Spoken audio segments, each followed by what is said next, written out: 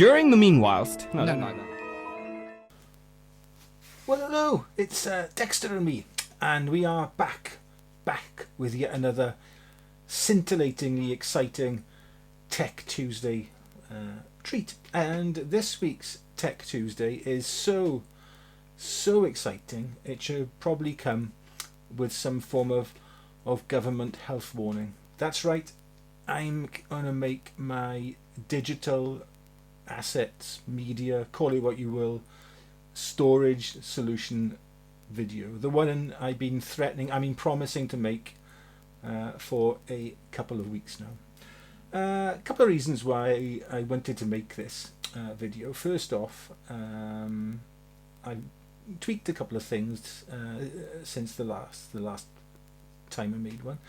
And secondly, I figured it might be useful for anyone really, who is just starting out in the wonderful world of digital photography or videography, and is looking for a simple digital storage solution and workflow. Because I think mine is pretty simple, and it'll probably work for quite a few people.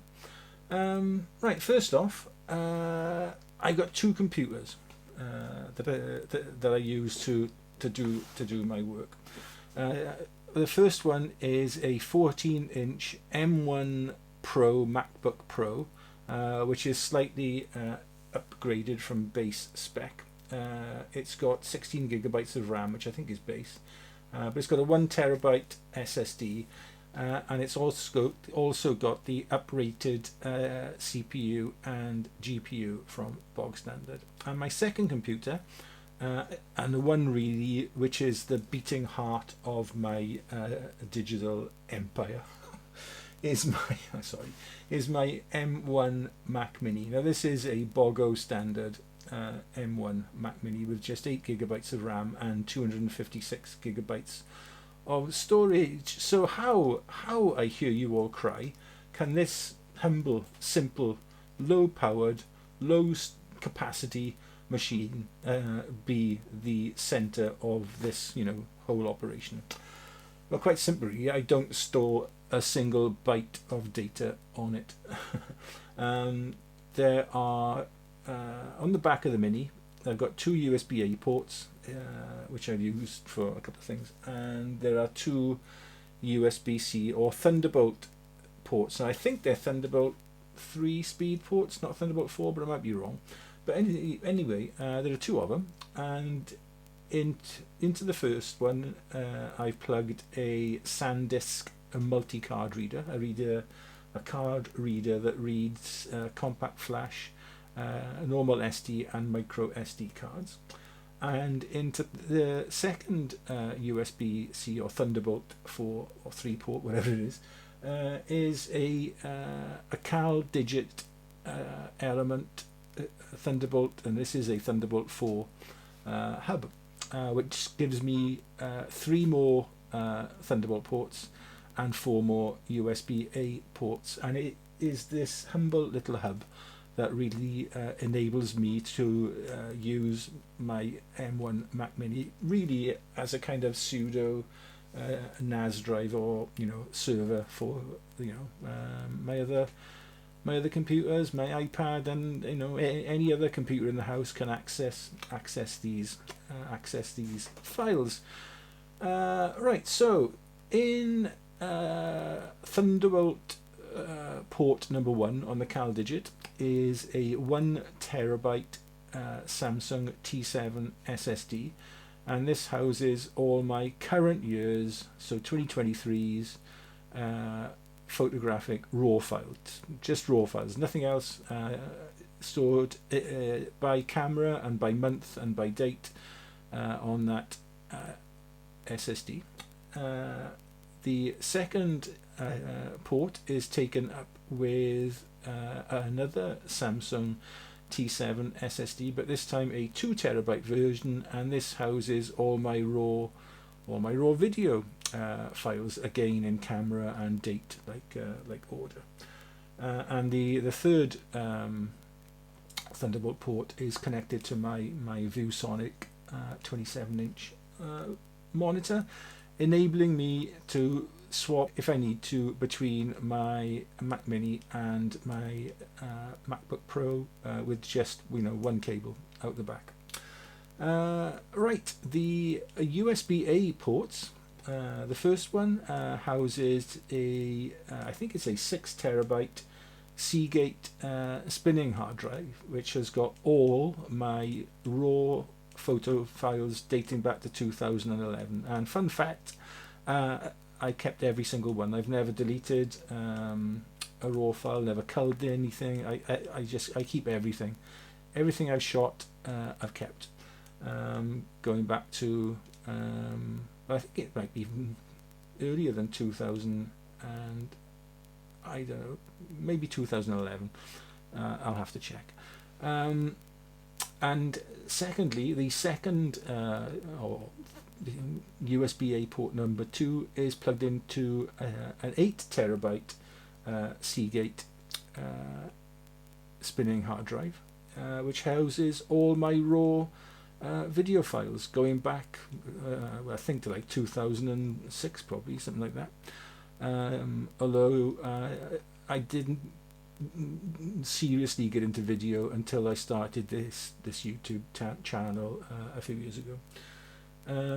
USB-A port number 3 is linked to a Toshiba 2 terabyte hard drive, which contains all my completed photo and video projects. And the fourth port is connected to another hard drive which houses all my iTunes music and purchased movies, downloaded stuff, things like that.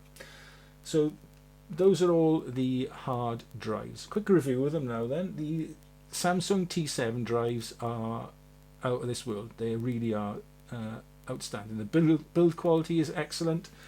Speeds are excellent, and I will need to read these. The write speed of the T7s is around about 600 megabytes per second, and the read speed around about 585 megabytes per second. So they really are fast drives. Now I will say that I have not cheaped out on the cables connecting these drives to my hub. Now I have tried various Thunderbolt cables in the past, and they are surprisingly inconsistent in their build quality. With some of the read and write speeds being really disappointingly slow. So I bought decent cables to connect these drives. Before the T7s, I was using T5 drives for a number of years, so longevity wise I got no real qualms about how long they're going to last. They probably will actually see me out, to be honest. For the money, they're not cheap, but they are really good drives. The Seagate drives, again, I've had these a few years now, and again, touch wood, they've been largely very reliable.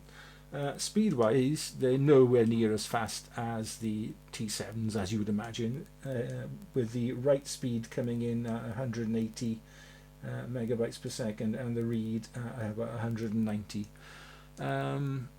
Fine though, because I don't really access my archive material all that often, and if I did want to work off it, I'd probably copy the file I wanted to use onto my internal hard drive, to be honest, and work off it there.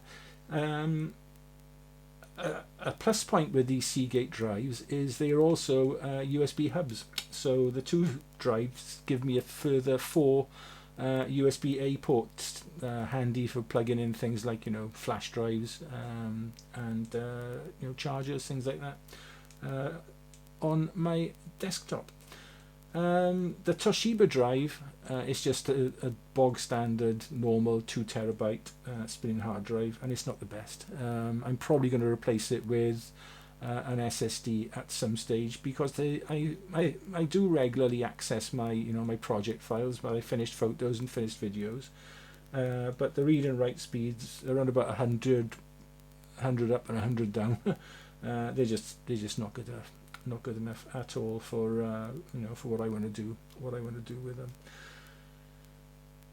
So that's the equipment I use. Workflow wise, it's pretty simple really. I've got Adobe Photoshop and Lightroom and Helicon Focus on both my M1 Mac Mini and my MacBook Pro, but I tend to work on my photos mostly on the M1 Mini, because I've got my 27-inch monitor attached to that, although I can attach it to the MacBook Pro if I want. But I find the Mini really more than good enough to handle any Lightroom or Photoshop task. I care to throw it. I've got multiple masks on Lightroom edits, stitching panoramas, focus stacking, you name it. I've chucked it at this M1 Mac Mini and it has been absolutely fine from day one and continues to be fine now. It probably would benefit from having slightly more RAM, but because I keep very little on the internal hard drive, then to be honest, it does like a RAM swap thing, because it's called system on a chip, so it does like RAM swapping. So it's plenty fast for me. I did think about upgrading it to an M1 Pro or M2 Pro, sorry, Mac Mini, but then I figured, what's the point? If I really need that power, I can just plug my MacBook Pro into the CalDigit hub and use everything through that. Video workflow is slightly different. Just finish off on the photo workflow. Once I've finished with an image, it gets stored on the Toshiba drive in a relevant project folder. Video work, I tend to do all that on my MacBook Pro. I'm just the Mac Mini can do it, but I'm more comfy video editing on the MacBook Pro, and to do that, I tend to copy the files from the Samsung T7 onto this NVMe drive, which I just bought a plain drive and an enclosure. It's much cheaper way of going about buying SSD storage, trust me. And then I just transfer the files from the T7 onto this, plug this into my MacBook Pro and work off this, because this is really fast. I mean, write speeds are 900 megabytes per second, read speeds around 600 megabytes per second, so more than fast enough for any of the 4K video files that I chuck at it. I edit all my stuff very simply in iMovie, although I have been trying to learn DaVinci Resolve, but I'm an iMovie user at the moment, and again, anything finished then gets stored on the the Toshiba project drive. And I think really that is about it. I can't think of anything else off the top of my head. If there is anything else you want to know, just drop me a question in the comments, and I will endeavour to answer it. Right, that is it. If you are still with us and still awake, thank you ever so much for watching. We really do appreciate every view we get, or every interaction we get, really. View, comment, subscription, thumbs up, thumbs down. I just wish that with the I don't get many dislikes on my videos, surprisingly, but I just wish that if you did give a video a thumbs down, that YouTube asks you to to qualify your decision in some way. Otherwise, how can we get any better as as content creators? And on to content creation.